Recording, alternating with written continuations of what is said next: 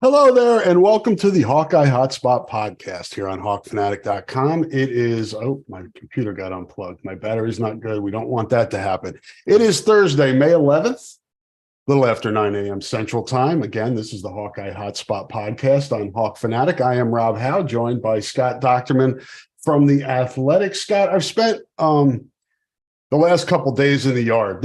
I think springtime to like this getting the yard kind of in order from the winter to me is the most taxing part, because like you in the fall, like when August rolls around, yard work stops for me because it's football season. I don't get to it. Then I get out there in the spring and I'm like, oh shit, there's leaves in this flower bed and all that stuff. I got to cut back weeds that grew in the fall. That's been my week. How's your week going? Yeah, there's been weeds growing everywhere, I think, this week. But I did yesterday. I mowed because it felt like I looked out there. I'm like, damn, this grass is growing fast. It grew quick this last week. Yeah, I think all the rain and stuff. But yeah. I try to keep up a little bit in November because we have roadside leaf pickup, where they have like this giant vacuum cleaner, and I have massive trees that pollute the ground with their leaves. So I usually try to spend like an hour every day or every other day, kind of in mid-November, just to it's like when I want to mentally get a break instead of sitting on the couch watching TV. I'm like, all right, I better go out and get this stuff done. But yeah, the last week or so, and then I look, and the areas that didn't have weeds are just, and I'm like, God damn it. But yeah, so figuratively and literally, this was a week full of weeds. Yeah, I don't think people want to hear about my yard work complaints, but we live on the east side of Iowa too, and east side of Iowa City too. And I think I've told you that and maybe talked about it on the podcast, but we have a tendency to get drop-offs here. People take their cats for a ride and drop them off here on the outside of town, because we're like at right where the farmland starts. So we've had one that we brought to the shelter and one that one of the neighbors has adopted. So got to move around them too when I'm outside. They keep me company though when I'm outside doing yard work, so that's not bad. Yeah, well, kudos to you. I hate when that stuff happens. I think that's the weakest thing somebody could do. I mean, if you have a pet, keep your pet, or take, there are shelters, and I don't like that either because, they don't understand the difference. So, but, yeah, and I don't want to pin it on any group of people, but it seems to happen right at the end of the spring semester. Yeah. Every year. So take that information for what it's. All right, we're going to talk about Hawkeye. Yeah, let's go. Hop into that.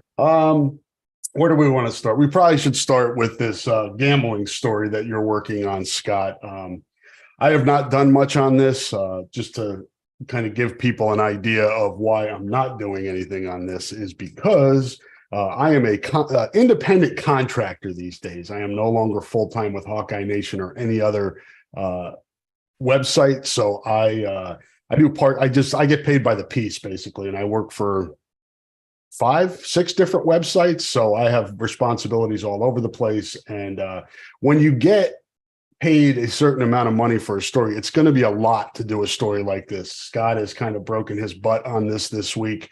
And I'm not doing that for us, getting paid for one story. So I'm going to let Scott do a lot of the talking on this.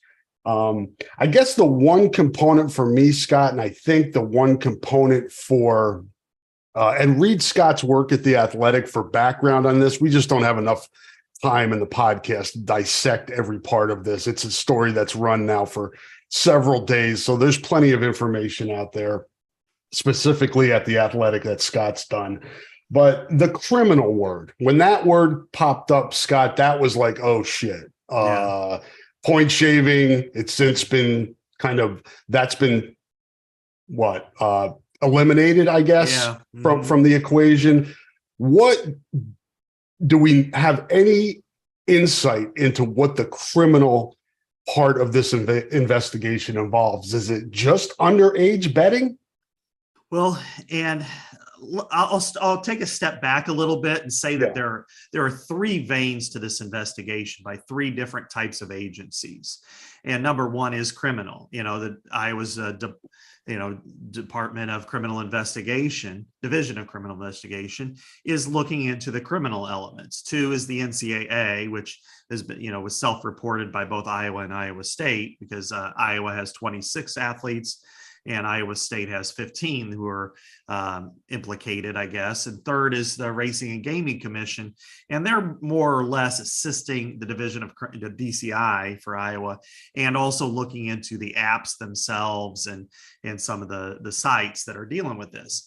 The criminal element, yes, we can eliminate point shaving, we can eliminate any kind of malfeasance associated by the athletes gambling on themselves. Insider information, things Right. like that. Like, hey, somebody's dating somebody on the men's basketball team who says, hey, so-and-so is not playing tonight, stuff like that. If people are wondering why these rules are in place, they are in place for a good reason. Is it overreaching? Maybe. I think in this day and age, I think the rules probably should be updated. Yeah. And the NCAA forbids gambling by athletes in sports that they sponsor. So somebody could, gamble on horse racing or MMA, or, I don't know if boxing counts or not, but those golf. Types of, golf. Oh, yeah.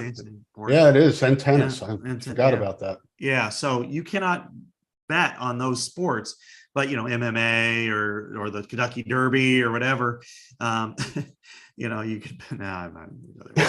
But Nathan's hot dog eating contest. Go and take Joey Chestnut and throw the points. Yeah, there you go. That's stuff. I have kind of sick jokes mind, so I have to go there with the horse racing. Let him fly, man. This is we have no regulations on the Hawkeye Hotspot. The over under on how many horses make it to the race or not. Yeah, that's they've got their own problems there. Yeah, right. But the criminal element that is investigated, and nobody would go on record to say that, but it has to deal with betting underage, and that is illegal. You have to be 21 in Iowa in order to bet. And then how maybe those individuals, if they did bet, how they were able to bet. It's not just simply that they were 19 and did it, because if they were able to use their proper form of ID and get in, then that's also an app issue. And that's whatever it's FanDuel or DraftKings or whatever the many different apps that are out there. And these agencies are looking at that too, right? Yeah. It's not just the student athlete end; it's what's on both ends. Right. And that's where, DCI is investigating that. And also the Racing and Gaming Commission is looking into that, because they're the ones who have jurisdiction over the apps and stuff. So it could be very, it's twofold there. Now, I'll only speculate into say that this is something that's possible. I'm not going to say that this is anything that happened. But if somebody used fraudulent means to change their age to 21, as for instance, if they were 19 or 20 and they used a fake social security number or something like that, then you're in deep shit. I mean, that is big time. So that's a little more than using the fake ID down at at the Pedmo field house. Yeah, exactly. That is completely different, and because usually it's either they just say, "Oh, okay," or they'll take it, and that's about it. So, unless there's a cop standing right there, But either way, that is the dangerous part. Now, when it comes to the NCAA violations, as we said, that you're not allowed to bet on sports that the NCAA sponsors, especially your own. In talking to the Racing and Gaming Commission the other day, there were no really integrity red flags or markers to suggest what may have happened with like Alabama LSU, where there was insider information placed. It was nothing like that. And speculation I'll throw out there is it very well could have been somebody betting on a like an NBA finals or an NBA basketball game or the Super Bowl or something like that. And so there are penalties associated with that from the NCAA. And, the case that really you need to look at is Alan Tisdale from Virginia Tech. He was suspended initially for betting on the NBA Finals last summer. He was suspended for 9 games, and then he appealed and he got it cut to 6. He bet around $400. Now, that doesn't sound like a lot, but he made more than 100 bets. So there's usually a tiered structure by the NCAA as to, how many games you miss, how much, what you, based on how much you wager, and maybe the amount of times may have figured into that too. I mean, if you're bet $1,000 and you bet 200 times, you're probably going to be in big trouble. But if did he win? He won $41. He's terrible. 6 games for $41. It's not worth it, kids. Yeah, I mean, half his season gone. So that was like roulette there, and you didn't pick red or black. You picked. Do they have a penalty system if you bet this many times? If you bet this much money, is there like a chart of what the suspensions would be based on the offense? They do not have it public, but they're apparently, according to the schools themselves, that there is a tiered system as to how much that they do that. Now, I'm looking into that, and hopefully I do get back some information on the NCAA, because I think all that stuff will come after we're done podcasting. Yeah, that'll come later today. It's on the story. Yeah. Tune in at about 11 today when we go off the podcast and news will break. Yeah. 3:30 today, by the way, the NCAA said that. Now, I went to Carroll the other day for the first iClub spot of the season. There's only 3 this week, and Des Moines was last night, and Cedar Rapids is today. And tried to get a little bit of information from Gary Barta. I know in advance they were like, we're not talking, and I already knew that. But one thing I did ask was about the spring athletes, and this is the same case at Iowa State too, because they have track athletes. Iowa has track athletes and baseball players who are we should probably put that out there, Scott. What sports are involved in this? At Iowa, it's football, men's basketball, wrestling, baseball, and men's track and field. At Iowa State, it's football, wrestling, and men's track and field. But all men's sports. Yeah, all men's sports. Imagine that. I did ask Gary about the spring sports. Hey, does this look like it's going to be over for these guys? Are they going to be able to come back? And he said, and I believed him, he says, I don't know.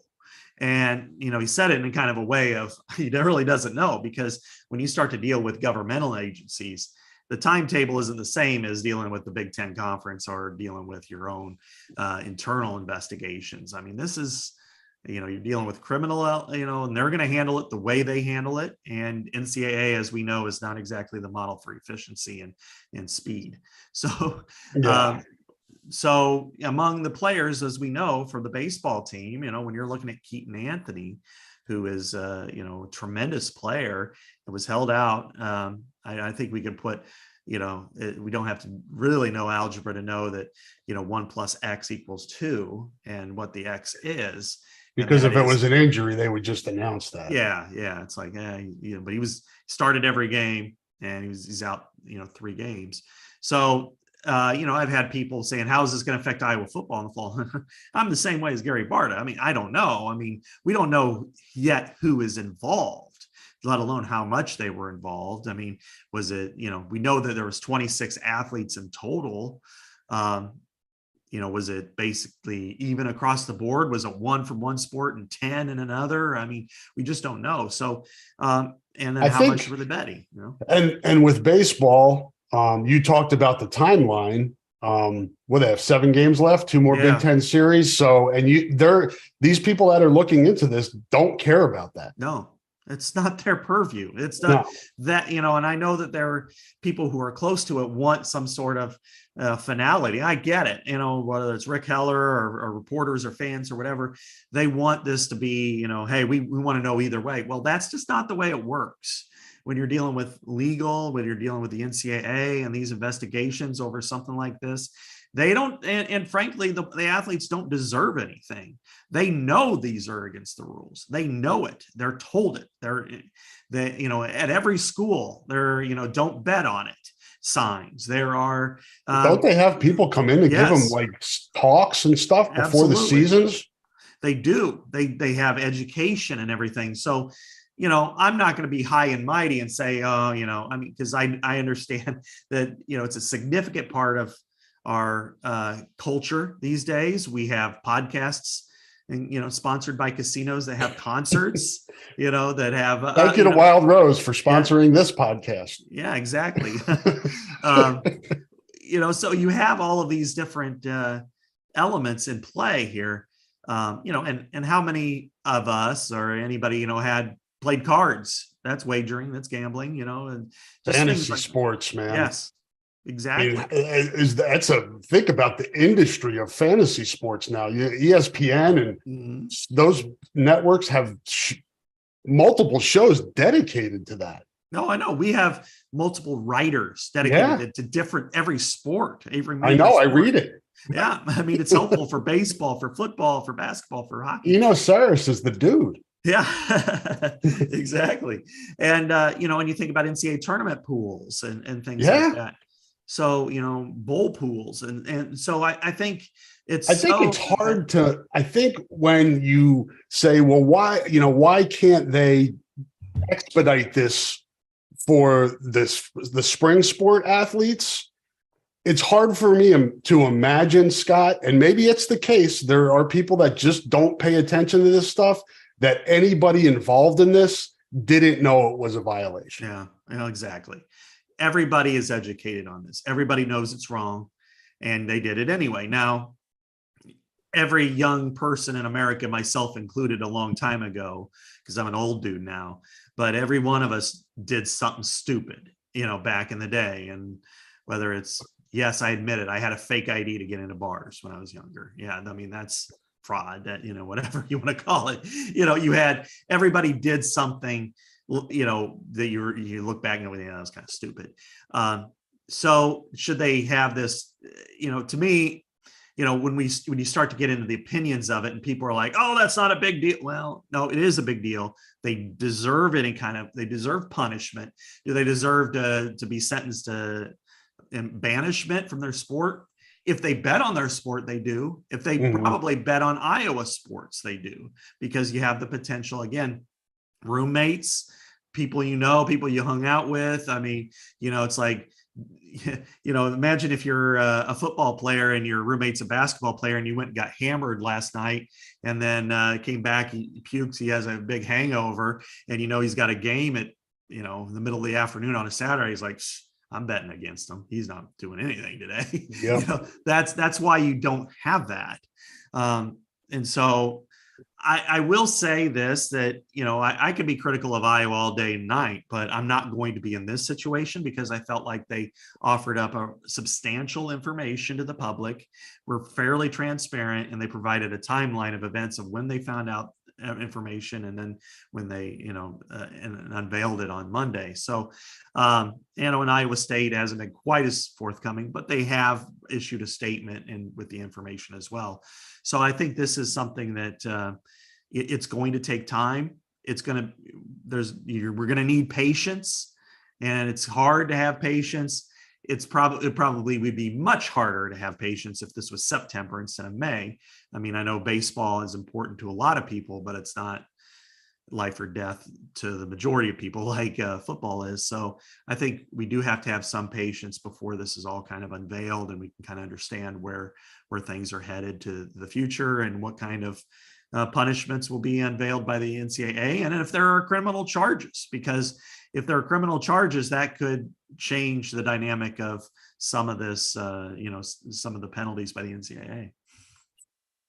So what's next, Scott? Do you have any, I know you don't have probably a lot of precedent with this in terms of your coverage, but in covering these gambling stories, because they don't happen that often, thankfully, but is it to the point now where we just wait to see for the conclusion, or are there steps along the way where we will get information, or do you know? Yeah, I can I can only fill in some of the blanks there, Rob, because I don't know enough. I don't have any precedent other than some of these athletes, like an Alan Tisdale from Virginia Mhm. Tech, and and make no mistake, this is nothing like what happened with Alabama. I mean, and when a coach does that and informs somebody, that to me is like the death penalty for you as a coach, probably at any level. You just cannot do that ever. And so, what they're doing, I mean, because 111 people at Iowa were flagged, including one person in the athletics department, which I would be really interested in knowing who that was and whether or not that person sticks around, because I kind of think that's probably I can't imagine that person would have a job, unless I was like, I wonder if there's so, yeah, it could be so many. I mean, it could be an underage kid that's doing an internship in the athletic department, yeah, so a student worker for the athletic department. It's so hard to know. There's so many possibilities. yeah. You would hope that is the case, and again, you don't know. There hasn't been any kind of discussion that they bet on their own Yes. teams or anything. So you always bring it back to that, because you think, was it, let's say it was our good buddy Max betting the over on Iowa football, and he's Yeah. that would probably, that's not the case here, but and of course everybody, that was the first joke everybody was laying out there, that everybody was betting the under on Iowa football, but there's 111 former athletes are part of this. And whether or not that they are, former athletes, meaning they're still at the school and their eligibility is expired, or transferred. So I'm sure that there's going to be, whether they transferred to, another Power 5 school or any school to play sports, or their eligibility is expired. I mean, this is all going to be investigated. Do we know how far back the investigation reaches? So it could have been somebody that just is in this class, the class of 2023, class of 2022, because we don't know how long. Yeah. I mean, it could be somebody who just exhausted their eligibility too. Yeah, that's what I mean. I mean, it could be somebody who just finished their 6th year of, the sport, or it could be somebody who transferred its semester after there's football season or something like that. I don't know. My guess is that when you're dealing with former student athletes, that it probably doesn't go back a year plus. I think we would have heard about that a long time ago.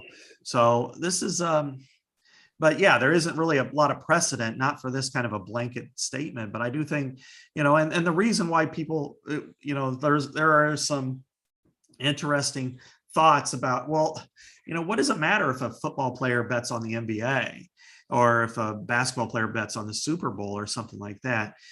What they're trying to do is eliminate any kind of looks at an impropriety, because we don't know if, let's say a former football player was really good friends with Keegan Murray, and the Warriors are playing the Kings, and he knows something, or he was texting with them and he's like, yeah, my teammate, I don't think he's going to play tonight. It's going to suck, and then boom, and, nobody's going to prevent a student athlete from that kind of information, or a regular student from that.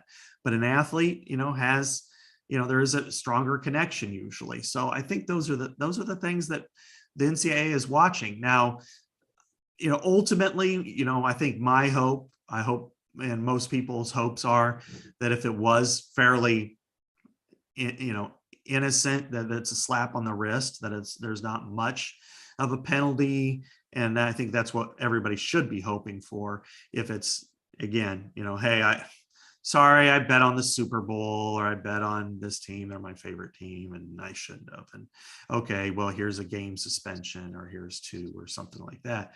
Then, then it becomes a teachable moment, that these have real world consequences. This isn't just some sign in the locker room, or at the football complex, or the basketball shooting facility for these schools, that they can look and say, look what happened here, and look at the high profile nature of this. And unfortunately, Iowa and Iowa State are kind of the test cases for that. But, but then again, if there's fraud, or if there's illegal activity, dealing with, say, underage, then that's probably going to, make the violation stick a little bit harder. And and show, some real teeth. And then the apps themselves will be severely penalized for that. Yeah, you would think that as much money is involved, you know, and how much money these casinos make, that they would do everything that they can to try to close any loophole for somebody to be able to get the app or bet on the app illegally. But, people are creative to get around things like that. And maybe that's the case here where, somebody was betting for somebody else. They were using somebody else's app. I mean, there's so many possibilities here. Yeah, exactly. And again, we would be going down that line of speculation, but I think in some ways it's also healthy to just throw out examples of what could have happened in that regard. And I think that's really important. So yeah, you could be using somebody else's, you could have signed on, maybe again, used a fraudulent birth date or, something to that effect that puts you in that category. And, the consequences probably will be severe, they'll be severe for you. And ultimately you let down your team, because if you're a contributor and a contributor doesn't even have to be on fields on, say, football Saturdays, it's through the week. Maybe you're a really good scout teamer, or maybe you're a guy that does things well. I mean, you're letting your whole team down. And I think that's something that needs to be reinforced throughout, that when you do this, the penalties are going to be severe, not only to you, but everybody you care about that's around you and fighting just like you are. What, from a legal standpoint, from a criminal standpoint, is it most likely fines? You don't see these people anybody going to jail, do you?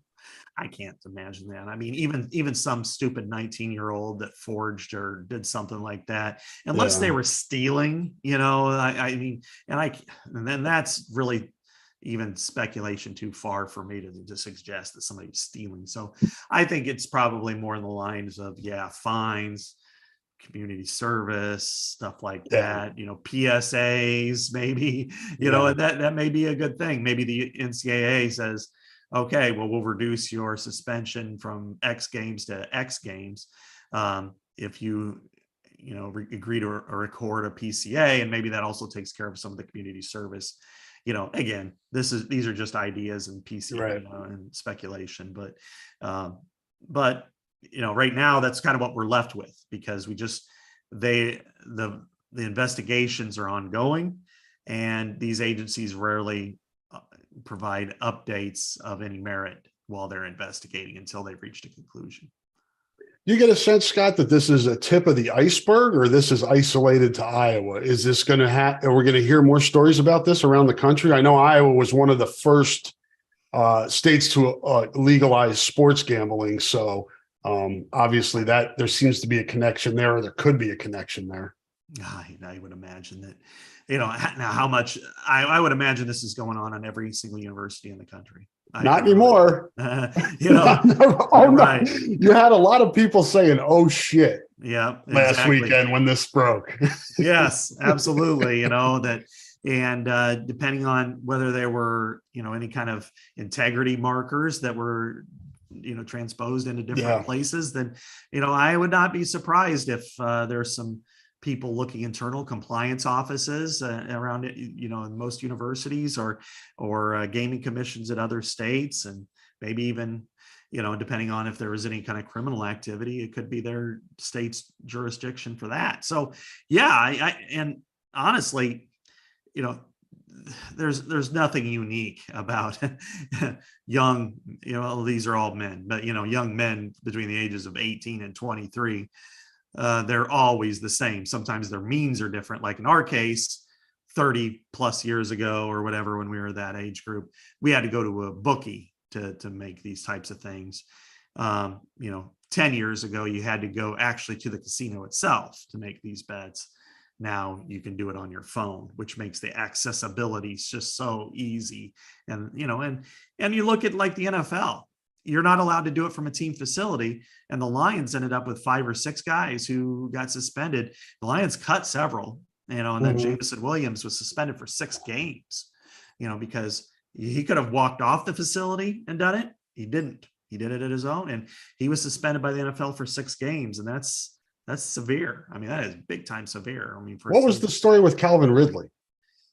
he bet I think Because he got suspended for a year, didn't he? yeah, for a full year, and I think he might have. It was just wasn't very much, but he might have. I can't remember if he bet on his own team or the NFL, but he was hurt. He was out for the season, but he still, they canned him for a year. So, there is precedent for some really strong penalties outside of the NCAA, and we haven't seen many of these for a while. I mean, again, nobody's suggesting there's point shaving or, I think prop bets are where things can get the most scary. It's not so much, betting, even if as a player betting on your own team's outcome or even through the point spread. I mean, you'd look pretty bad if you could switch, just completely tank a game. But I think it's the prop bets are where things can be adjusted very quickly, and that's something that and in the state of Iowa, and here's something that we did look into. In the state of Iowa, what's different is, yes, you can bet on Iowa and Iowa State football, men's basketball, whatever. In Illinois, you cannot bet on the college sports teams inside Illinois. So you can't bet on the Illini or the Wildcats or whoever. And I don't anticipate that getting changed in Iowa because there's no Chicago Bears or Minnesota Vikings. But certain things that may be attached to, if there are prop bets associated with the sport and college collegiate sporting events, I could see that being something that the lawmakers need to take a look at, because I think those could be the most manipulated through the course of the season. Yeah, and for folks that don't know what prop bets are that aren't, in tune with gambling, that's basically you can bet on how many points a guy scores, rebounds, things like that. So obviously you can see how those can be manipulated by an individual when you're talking about actual statistics for a certain player. Yeah, exactly. I mean, it's, if you're talking about the over under on, I don't know, let's say basketball, this last year, like Chris Murray, 13.5 points, it's pretty easy for him to have a bad shooting day, or, just all kinds of different things, the over under. I mean, I saw some videos this week of people trying to speculate on where there could have been improprieties, but that's really not fair to people. That was wrong. There was nothing associated with it. And, and again, what I would suggest, because I just don't even want to give it credence. That's unfair. Yeah, I'm not saying any names or anything like that. But, that would be more indicative of a prop bet than, attached to an individual who fell down, as opposed to, because most circumstances, if you fall down inside the 5-yard line, your team probably will score a touchdown if they don't fumble over the goal line. Which happened. But if it was a prop bet that there wouldn't be a touchdown pass, or if there would be, that's where it, okay, or hey, so I think that's where people need to be very, very cautious.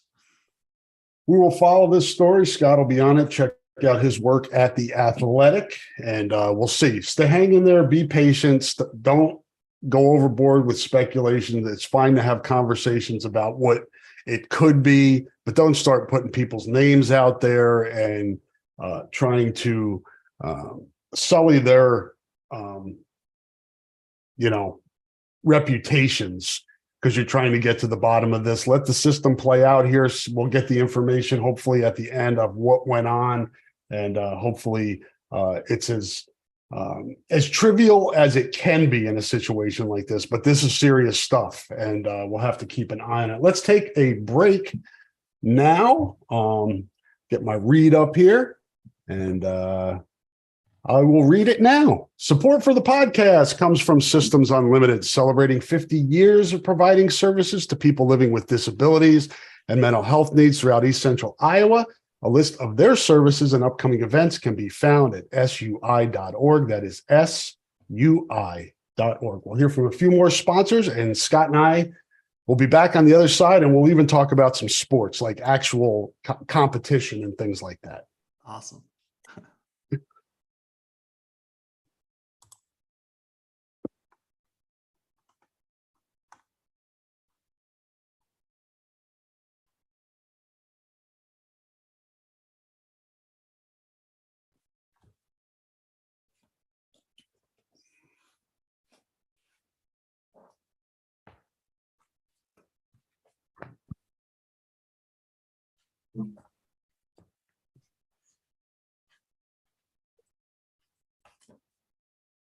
And we are back here on the Hawkeye Hotspot podcast. Thank you to our sponsors, and thank you folks for hanging in there with us to pay the bills. Again, Thursday, May the 11th. It's about 9:45 a.m. now. Scott, let's where do we want to go here? Let's go with, as we were joking about earlier, news breaking after we finished the podcast last Thursday, after we completed our podcast. Former Ohio State and Chicago St. Rita receiver Caleb Brown. We talked about him last week on the podcast and his visit. We just didn't know yet that he was going to commit that soon. We had talked about potential upcoming visits to Oklahoma and Texas A&M. They did not happen. Iowa closed the deal and addressed a need in a major way. Scott, I got questions on the mailbag about what reasonable, that's a key word, expectations are for Caleb Brown. For those that don't know, he is only 1 year out of high school. Really good recruit. I talked about what I felt from my personal standpoint, what I thought are reasonable expectations for him. What say you? I think he's going to. I think people are talking this year. Oh yeah, I think he and Marvin Harrison will be the top two receivers in the Big Ten.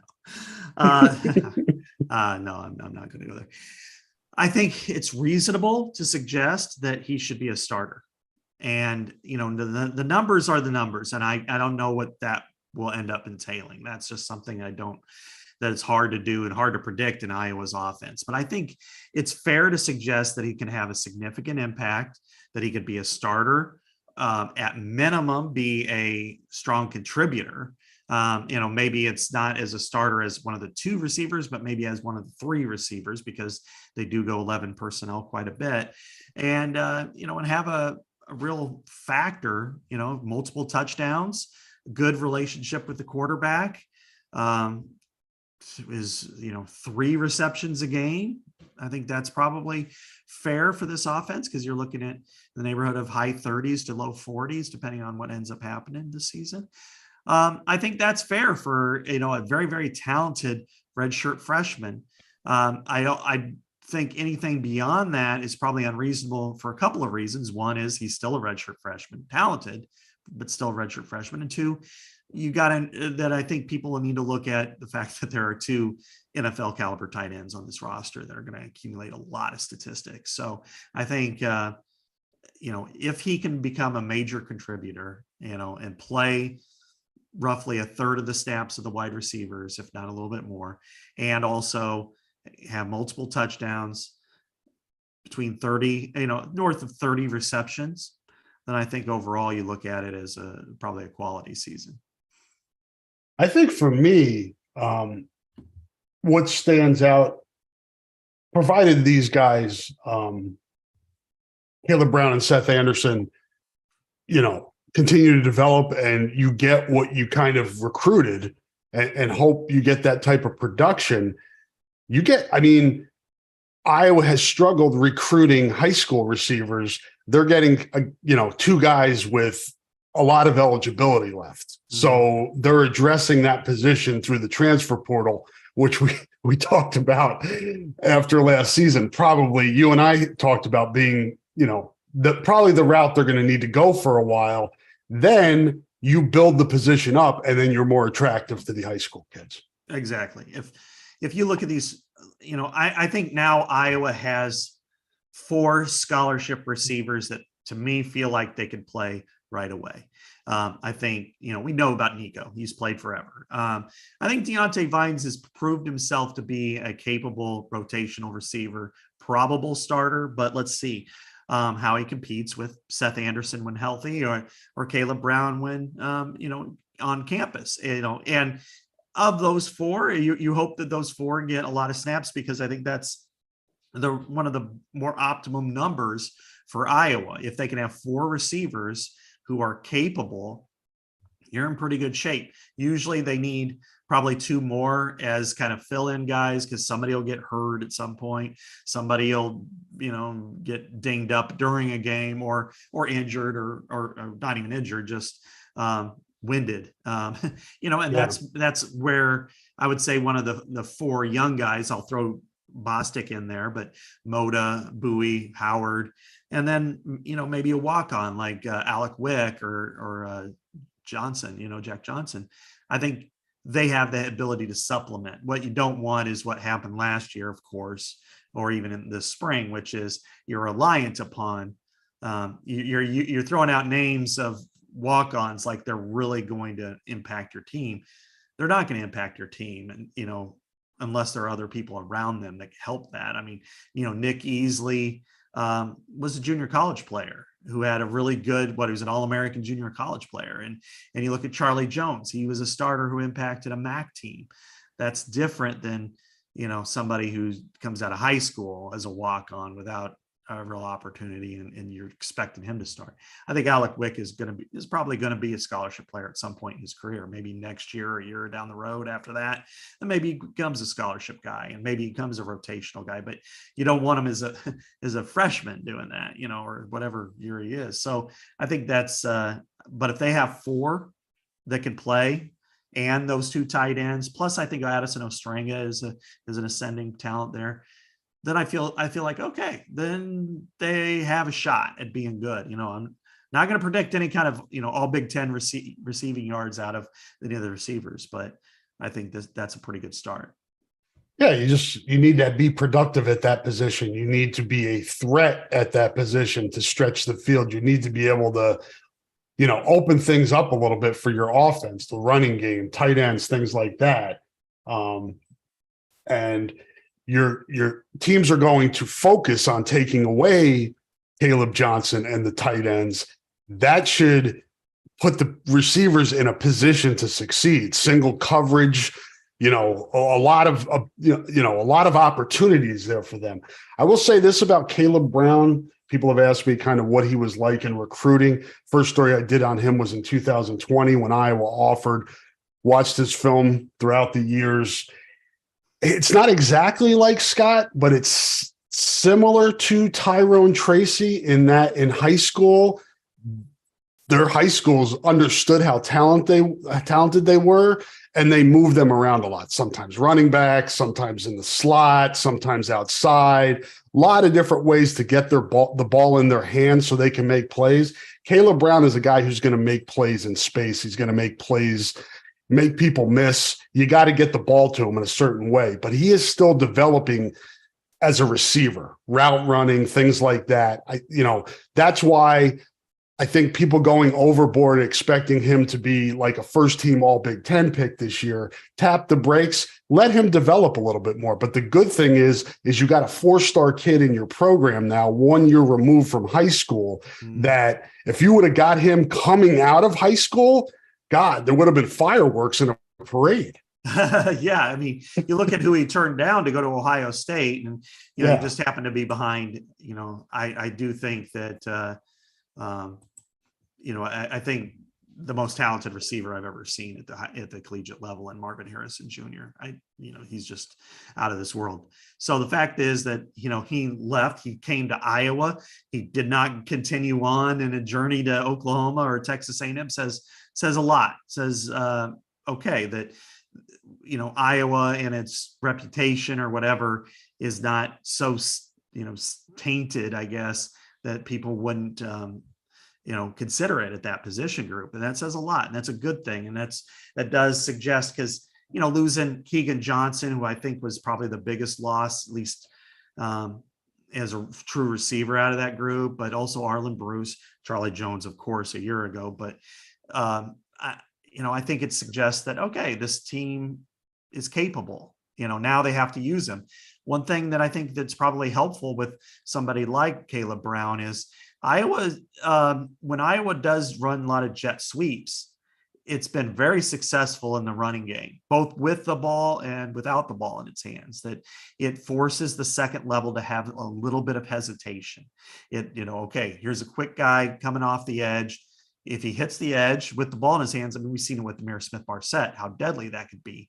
And if they continue, and so they have to be cognizant of that, which then in turn massively helps the outside zone and inside zone, because if you're forcing a linebacker, and I'm just kind of standing here with my hands up like this, and all of a sudden he sees the motion and he takes one step this way, they come off the ball and they screen you off, then bury you this way, whereas you were right here and you would have been able to head that off and then move. That's why their yards per carry were up so much, just from simply having jet sweep motion last year. And I think that's something that needs to be incorporated in their offense because of the way that cut blocks are officiated these days and legislated. You're just not going to be able to use them because they're still effective and they're still legal, but they're not legislated correctly on the field. So I think this is one way where that can be, you can kind of mitigate it and alter and evolve your offense where people may not notice it, but it is a big change. So Iowa, we started this conversation during last season, while watching the offense sputter. That's probably being kind. That positions need to be addressed on that side of the ball. Yeah. And if you're grading, excuse me, sorry about that. I had a piece of hair in my mouth. Nobody needed to hear that, but that was for the people watching on YouTube wondering what I was doing. Kirk Ferentz decided to stick with the coaching staff, stick with the offensive coaches, offensive line, offensive coordinator, probably the two that people were most focused on underperforming last year, and addressed personnel. They were telling you that this was a personnel issue, that he believed in his coaches, that they were going to address the personnel, upgrade the personnel, at least in their mind, and that was going to fix the offense. Well, they've upgraded the personnel, Scott. They've gotten receivers, tight end, quarterback, offensive linemen. There's no more wiggle room here if this doesn't work. No question. And I don't think anybody would be satisfied or happy if they hit 25.4 points per game, and they win 9 games. I don't think that works this year.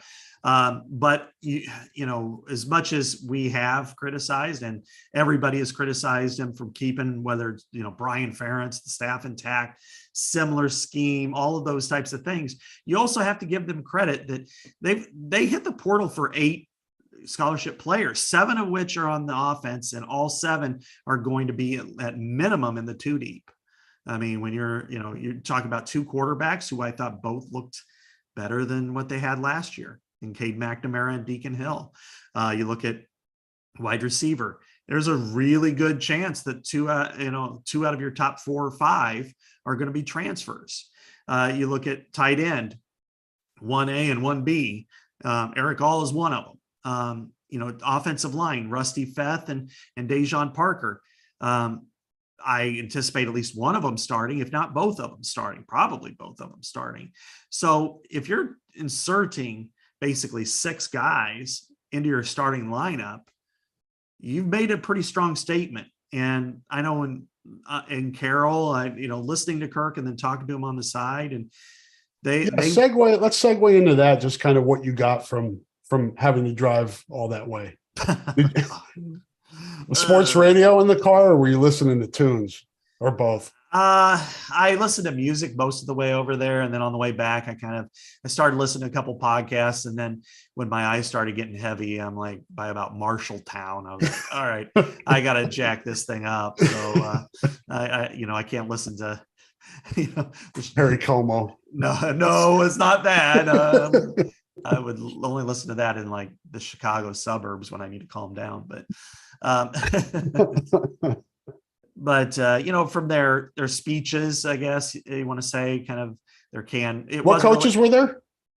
three of the big ones, Fran, Kirk, and Tom Brands, and along with Gary Barta and the MC himself, Gary Dolphin. So when you look at Kirk was pretty emphatic about how this transfer portal helped him, that they looked into it.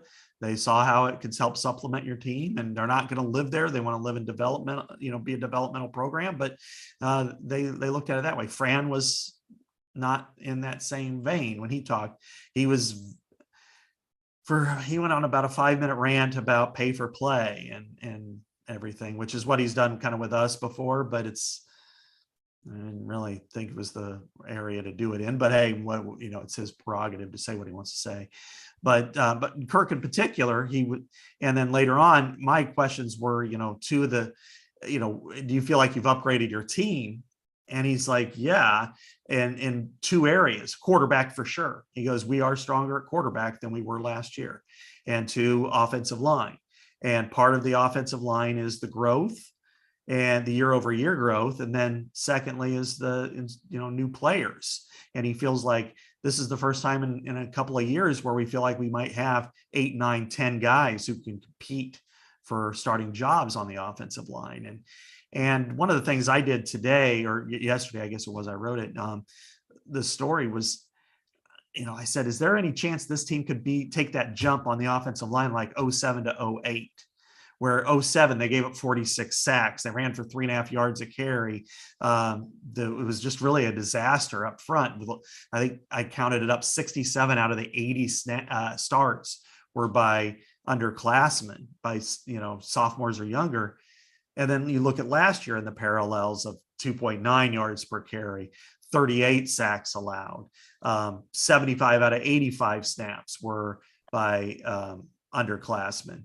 And then we know what happened in 2008. I'm not going to suggest that Caleb Johnson is like Sean Green, but I'll say that I think he's pretty good. And we saw, 4.8 yards per carry. They cut the sacks in half. They were, the players like a Brian Bulaga, who started as a true freshman, and, Julian Vandervelde and Kyle Callaway and guys like that grew up very quickly. Rob Bergeman's one of the more underrated offensive linemen that they've had here during Kirk Ferentz era. Yeah. And, and he was hurt in 07, he had the ACL. So he came back in 08. And then all of a sudden you saw what that team was capable of doing. And I asked him if that was kind of the same case here. And he's like, well, you cherry picked a good one.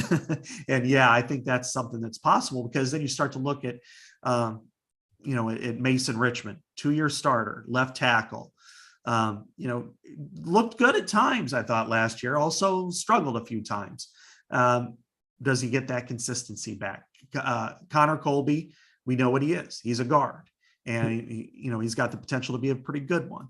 Logan Jones is now a year removed from making that move. So his muscle memory and his, attention to detail is better. Hopefully the snap comes with it too. And then other guys that got their feet wet that were probably too young, Jennings Dunker, Bo Stevens, then you got Rusty Feth and Dejon Parker coming in.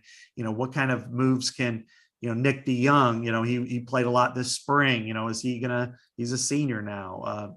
Tyler Ellsbury, what are they capable? How much are they capable of competing, and who goes where? I think it looks a lot healthier. I'm not going to go so far as to say good, but I think competent, decent, I think it's fair to say that a year over year with all the same pieces back, that you're like, yeah, because again, 75 out of 85 were underclassmen, and only 6 starts are gone, and that was Jack Plum.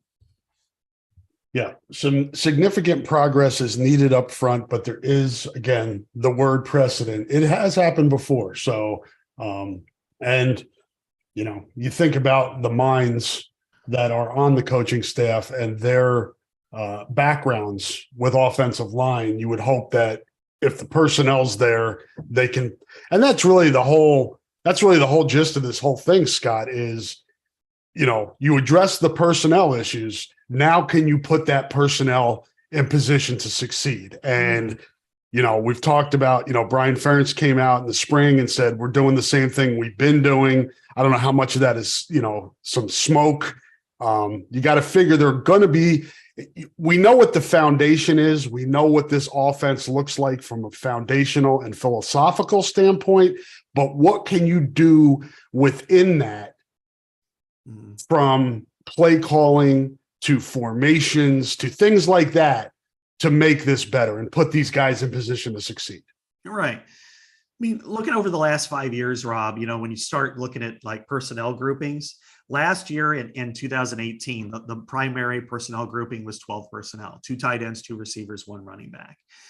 The other 3 years, the primary grouping was 11, which was 3 receivers, 1 tight end, 1 running back. So fullback has not been the primary function of this offense. At times it ends up in that way, but it's never really the number one.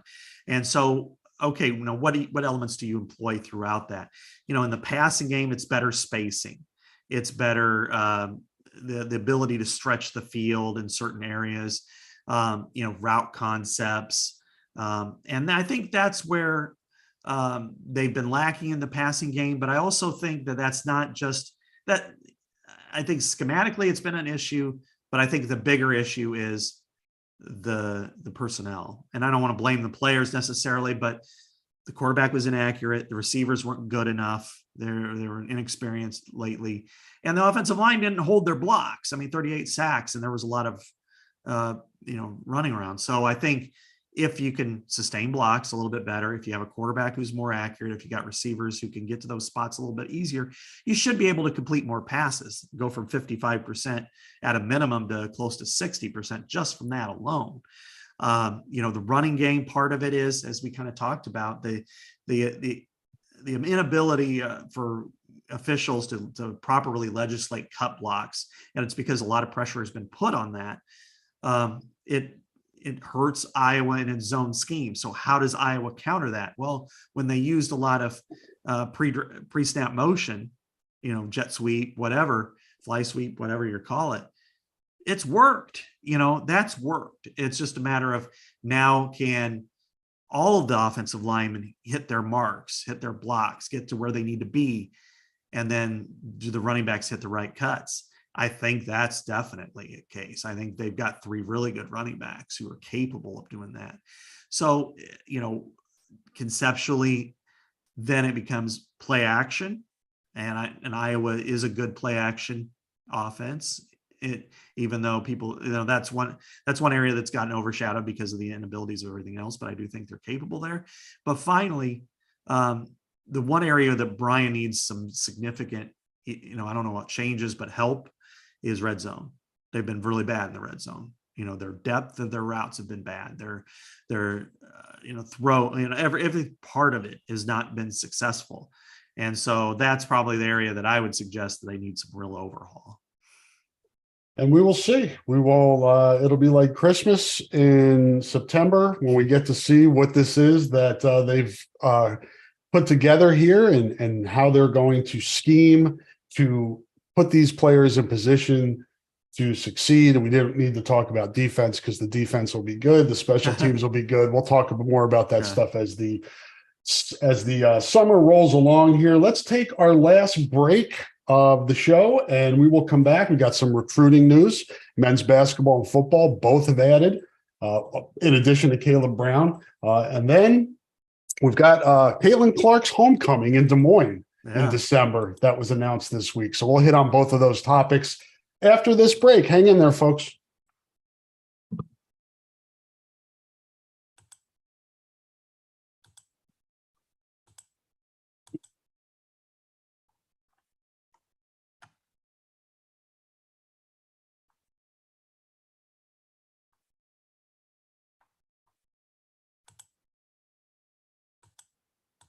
And we are back. Thanks to our sponsors. Thank you guys for hanging in there and everybody listening.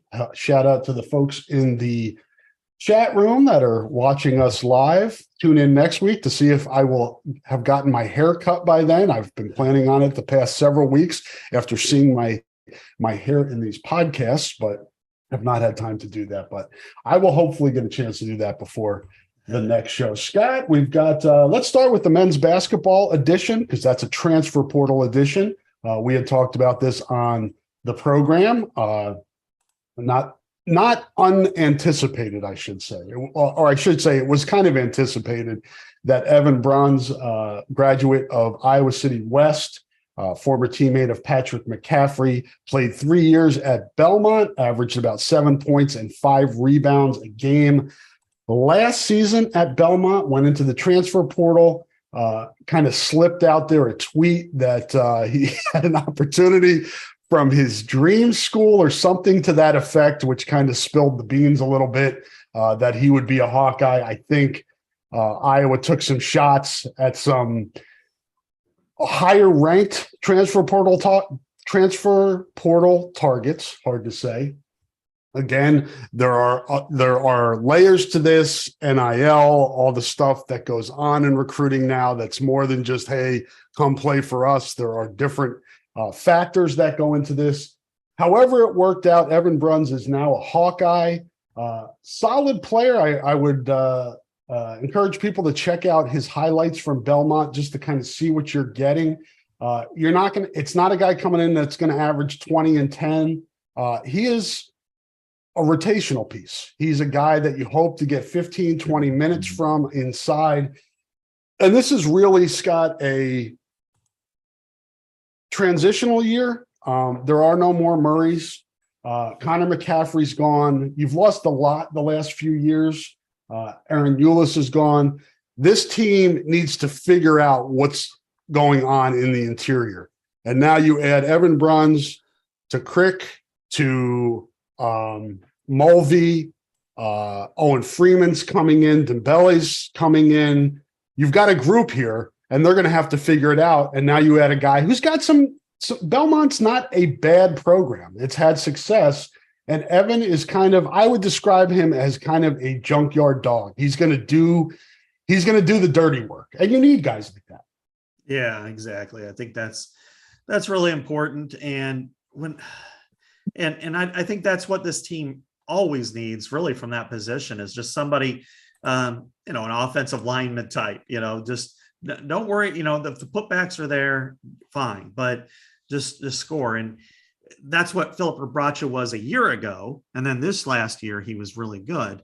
It's just a matter to me, I think, that now that you're, I don't know if they're set. Where are they at? 12 scholarships now? They have one left to use. Okay. Speculations that it might go to Nimmers because he's kind of showed out pretty well, but there are with NIL and the Swarm Collective, there are ways to kind of put this puzzle together if there was somebody out there that they wanted to add. But I have a feeling this is probably it. Is this enough, Rob? I mean, for the men's basketball team? Based on what we just talked about with football, eight guys, and then, not even talking Nick Jackson on the defensive end line of it. I mean, you're talking about 6 to 7 at least starting. Is men's basketball so far back now that it just doesn't going to be able to compete? Again, I don't know what type of resources Iowa has in the NIL. We talked about a couple of the bigs, Mac, some other guys that Iowa was involved in where the competition was much more stiff. Crick was a good ad. I mean, that's a guy who's, averaged 20 points a game in the Valley. You got to figure that's an upgrade. I think if you put Crick and Bruns together, you hope to get what you got out of Rebraca last year. Yeah. Production wise, because Rebraca was playing a ton of minutes. Maybe you split that up. Mulvey takes a step forward. And then I'm high on Owen Freeman. I think he could be a significant contributor as a true freshman. Okay. I don't know as much about Dembele and where he is along his development path. But I think this is kind of what Iowa is in basketball right now. They're not going to beat, a lot of bigger schools in the transfer portal right now. And I don't know how much that has to do with the NIL and the resources, how much that has to do with whatever facilities, putting guys in the league, things like that. I don't think Iowa's benefited yet from Keegan's season and maybe what Chris will do going first round. I think maybe they can parlay that into more on the recruiting trail, whether that be in high school or through the transfer portal. But I don't know. Time will tell. They're going to need their guys coming back to take big steps forward, from Patrick to Peyton to Perk, and I think DeSante Bowen quite a bit. Yeah. Well, when you look at, you had a 2-time first-team All-American Player of the Year in Luka Garza, 2 years in a row, and second year he was unanimous Player of the Year. Then you look at, Keegan Murray being a first-team All-American, first-round draft pick, top 5 pick, and now you look at Chris Murray, who was a third-team All-American, first-round draft pick. In some ways, I look at this and I'm like, are you underachieving? What's the disconnect here? How can you not convince a post that, hey, look at what Luka Garza did. You could do it in our offense in the Big Ten, the best league in the country, because you say that every day.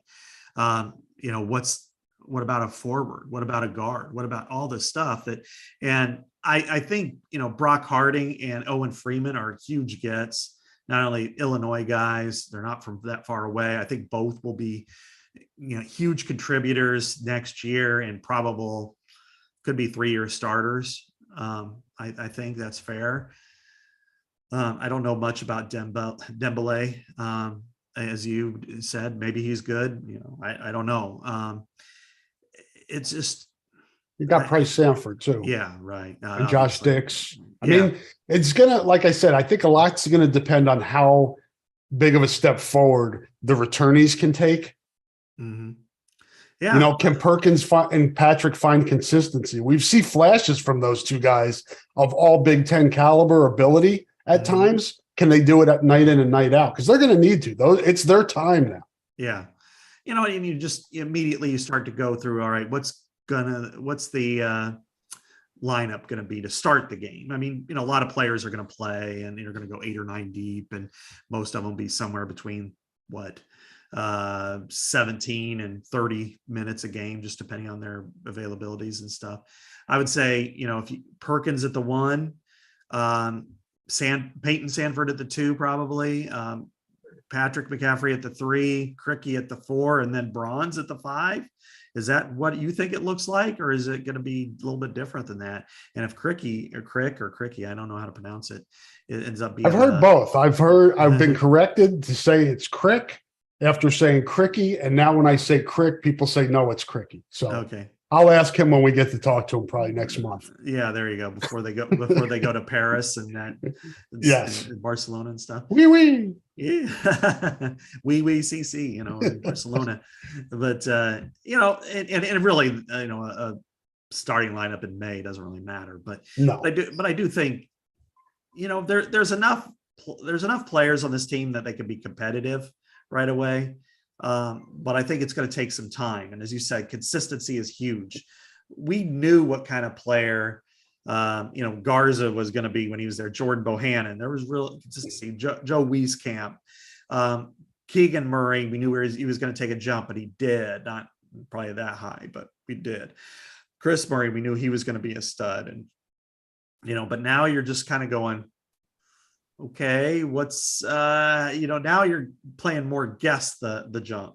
And I don't know, and I do feel, maybe Price Sanford comes in and he lights everybody up. And I could see that. And Owen, Freeman and Brock Harding are a really good combo, because, if you win the Illinois Player of the Year, you're a damn good player. That is a great basketball state.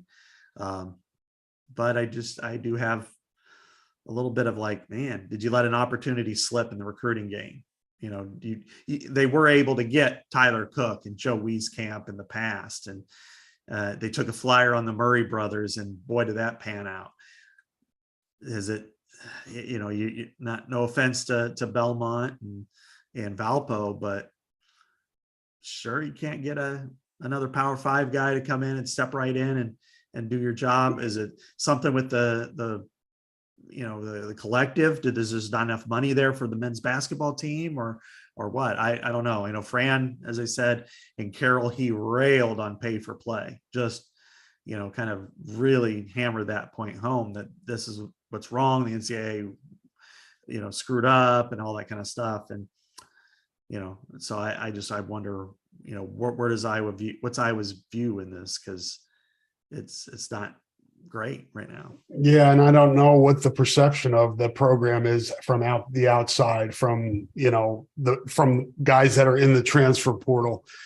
Time will tell, and we'll see it's going to be an interesting season this year for basketball. Obviously, replacing the last two. When you think about the last 2 years and guys that have left the program, some really significant pieces have moved on, and now it's time for some of the guys that were not the main guys to be the main guys.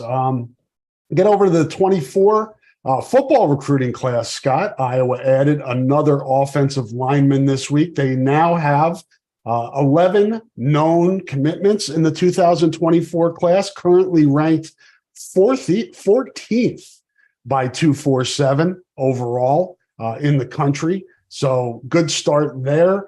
Will Nolan committed to Iowa, and that was on the heels of Bodie McCaslin, both Illinois, suburban Chicago guys coming in, and they joined Josh Janowski. So 3 Illinois offensive linemen, Chicago area offensive linemen in this class to go along with somebody I love a ton. I've loved him since he committed here, and just to follow it all up, Cody Fox from Winthrop, East Buchanan, I think is going to be, he's got potential to be really special. So we talked earlier about the offensive line and the development and getting better.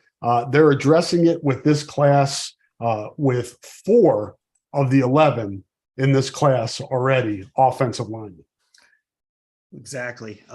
So they have taken a lot of steps, I think, with this 2024 class. I think the most important part for them is that they've secured their state after the 2003 class, especially when Caleb Proctor decommitted on, at the altar.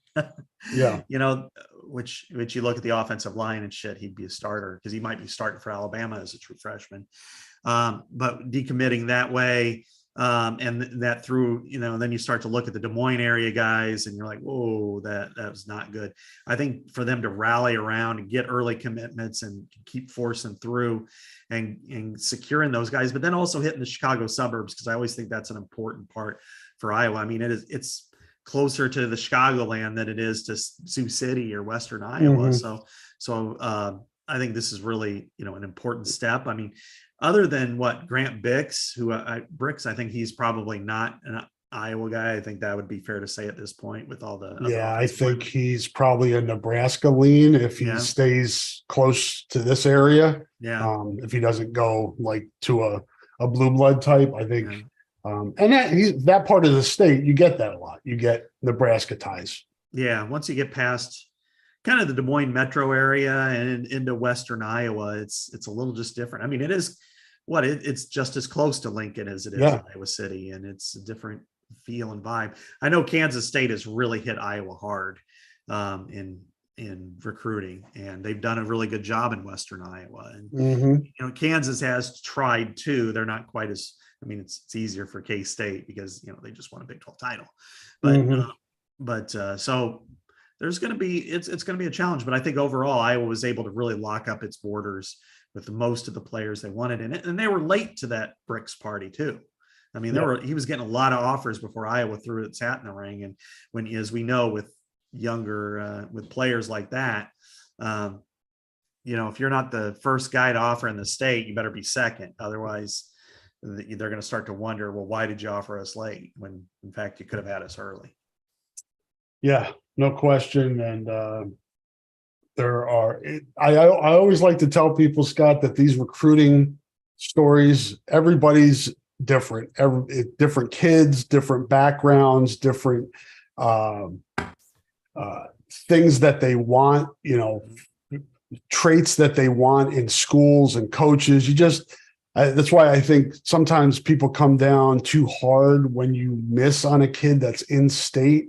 Grant Bricks is a really great prospect, but maybe Will Nolan ends up being the better player in the long run. You never know. So just hang in there. And this is a good class, top 15 in the country right now. We'll see how it finishes out. As Scott said, 6 of the 11 are in-state kids. So really good job getting the top prospects in state. Really good, versatile athletes in this class. I like where Iowa is at, and we'll see how they finish up, probably about halfway through that class at this point. Let's finish up, Scott, with some more basketball news. Caitlin Clark is going to head home for a game at Wells Fargo Arena in December, a doubleheader. The men's team will also be playing in that.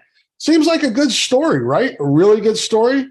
But alas, we have complaints. I heard a few before. Let me guess, competition level. It's the Drake UNI thing. Yeah, I got. Why can they play in Wells Fargo Arena against who the hell are the men playing? Somebody bad. Florida A&M. Yeah, Florida A&M. Why can't they play Drake or UNI? What happened to the Big Four Classic? Yeah, well, you know what? They just need to shut up. I mean, it's time to move on. Yeah, they're not playing them, so don't worry about it. That is the State University of Iowa. It's SUI. That's officially its name. Iowa and Iowa State are here. Drake and UNI are here. That's it. You don't worry about, you don't hear this in Illinois. You don't hear this in Indiana. Eastern Central, Western Michigan don't cry all the time because they don't get to play Michigan State and Michigan anymore, or Ball State and Ohio University don't play because they don't get to play the Ohio State University. Why is it Iowa that they put them on a level, and then all of a sudden it's like, they decided we don't want to play it anymore, that all of a sudden, but what about us? And I don't, Drake and you and I respect them as programs. Then they are, for mid-major programs, very, very good. And they've had a great history.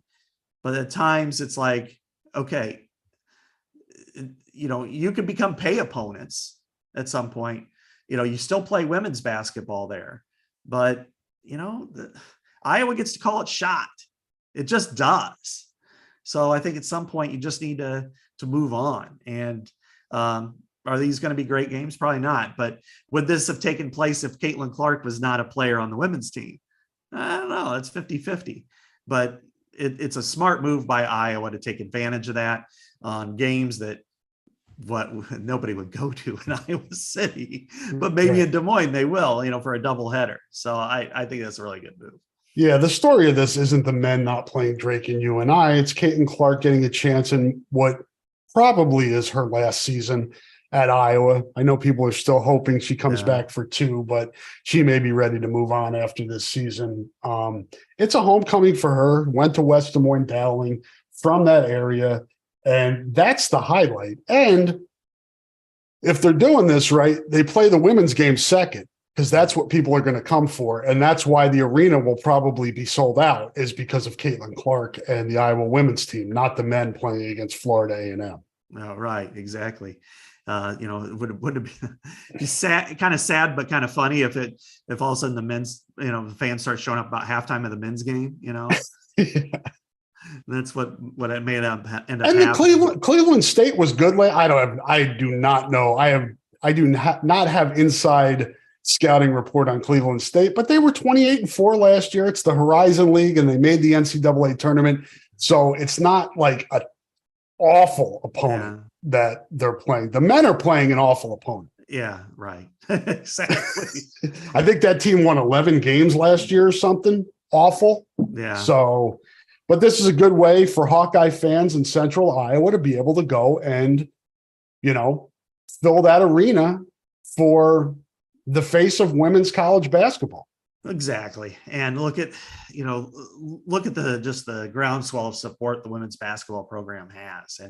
And this is one way to take it to Des Moines because, we know the season tickets overflowed the requests for next year for women's basketball. So they're not going to be able to fill all those requests, but what they can do is, okay, we understand in Des Moines that you can't quite get to all of them. So here you go with this. And I think this is going to be fun. I do know some other games. I foiled some of the schedules, and the women play Kansas State on November 16th at home. Did they lose to them last year? Yeah, they lost to down them on the there. road. Yeah. By like 1 point, like 84-83 or something like that. So K-State comes to Iowa City on November 16th. No, it's a good early season Power 5 game. Yeah, a Thursday. I think, and they must open the season Monday the 6th against Fairleigh Dickinson. On a women's game. I don't know if the men play that night yet or not. We don't have that, because they have opened up with a doubleheader before. The men play play North Florida on November 29th, which is a Wednesday. Woohoo! That's exciting. And Pearl Harbor Day in Ames. So I imagine the women will play, either the 6th or the 8th. I don't know. I haven't gotten that schedule yet, but those are some other games. But I like the doubleheader in Des Moines. I think it's smart. Take your product on the road. Central Iowa is a place that's turning a little bit cardinal. I mean, it's becoming more and more of an Iowa State area. So go there, bring your product there, let people celebrate, and you're not giving up a home court advantage by doing that, by playing a team that's capable of, competing with you. At least in the Mets case. Yes. That is what, December 16th? Is that the right date for that? Yep, that's right. We'll find out when tickets go on sale for that. I'm sure it'll be interesting to see how quick they go. Yeah, it's the 24th of this month, I think, is when they're announced. Is that what they said? Yeah. So it'd be Wednesday the 24th, in a little less than 2 weeks is when the tickets go on sale for that. And I wonder if they'll be combined. I assume that's the way they'll sell them, is a double header as opposed to a single or an event, single game. Get the credit cards out, folks. It won't be cheap, but it'll be fun. Yeah. And it's a good arena to watch basketball.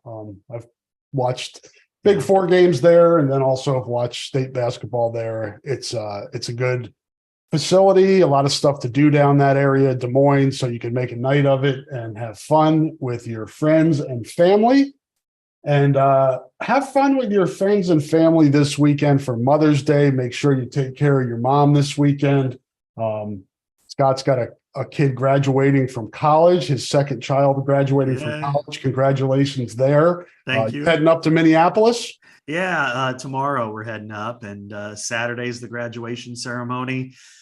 It's something that, you always wonder about, you question if you've put in enough money, if you've put enough time, to make this happen. And so the fact is that she's going to get that piece of paper, and I couldn't be more thrilled. So yeah, did it, us four no more is what we've been our tagline for a long time.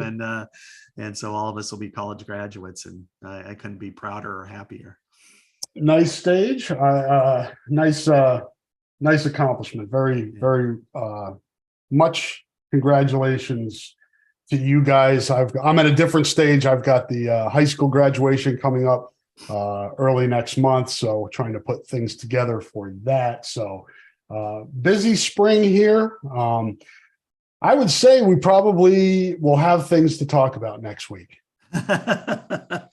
Yeah, I think we will. I don't know what, because I could have never predicted what transpired over the weekend and spilled over into this week. So who knows? Hopefully nothing like that again, but you got to be prepared for it when it does happen. Iowa baseball team home this weekend, last home series against Michigan State. We'll see what comes of that in terms of who's available, who's not available. I'm sure people will be have eagle eyes on Banks Field this weekend to see if anything transpires there in terms of player availability. But we are going to sign off for this week in the Hawkeye Hotspot podcast, and we'll be back next Thursday, May the 18th. Thank you, everybody, for listening to the podcast. We had some activity in the chat room today. If you want to check that out, people arguing. So good for them. Hopefully they got the entertainment they were looking for. Thank you to all of our sponsors. And Scott and I will be back next week to talk to